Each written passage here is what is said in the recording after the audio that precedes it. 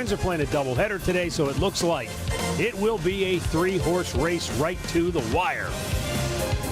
Hi again, everyone. Matt Underwood alongside Rick Manning. Welcome into the ballpark here in downtown Cleveland. The Indians and the Royals tried getting the series opening win last night, and I think, Rick, Kansas City has seen enough of Franmil Reyes. Well, some players have favorite teams to play against, and I can guarantee you Franmil Reyes likes playing against the Royals because he has hit everything in sight. He's found every hole you can possibly find, and when a hitter gets something going like he has going against the Royals, you can't wait to get into that box. You look, 12 hits in his last 14 at-bats against the Royals. That's unbelievable. 857 average, homer, 4 doubles. This year, third in the American League in hitting at 322 and 47 hits. So the big man has been on fire. Anybody that thought Tristan McKenzie's Major League debut had anything to do with beginner's luck was dead wrong. He really pitched well his last time out against this Kansas City ball club. Well, 2 times out of his 3 starts, he's had very good command, and that's what you look for. He spoiled you with his very first start because he was commanding every pitch he had in the strike zone. His last start came against the Royals in 6 innings, 6 strikeouts, allowed only 3 hits. But they're going to keep him right around that 80 pitch mark all year long, between 80 tops 90, and if he can control it, he can give you 6 innings pretty much every time out. All right, we'll be back with tonight's first pitch. Archie, you won't want to miss this. Coming up next, Alan Jensen have the showstopper on the best team in the state of New York.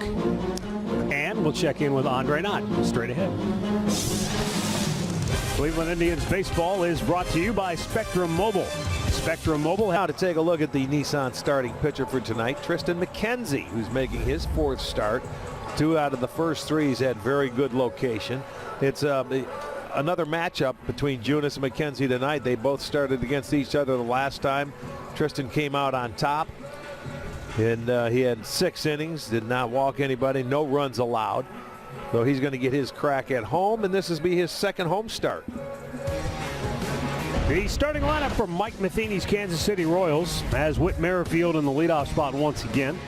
Adalberto Mondesi moves up to the 2-hole. Hunter Dozier batting 3rd. Michael Franco will hit cleanup. Alex Gordon batting 5th. Matt Reynolds getting the call-up from the alternate site. He's taking the spot of Jorge Soler on the roster. Edward Olivares will be in center field batting 7th. Nicky Lopez gets the start at second base. He'll hit 8th, and Cam Gallagher back behind the plate batting 9th.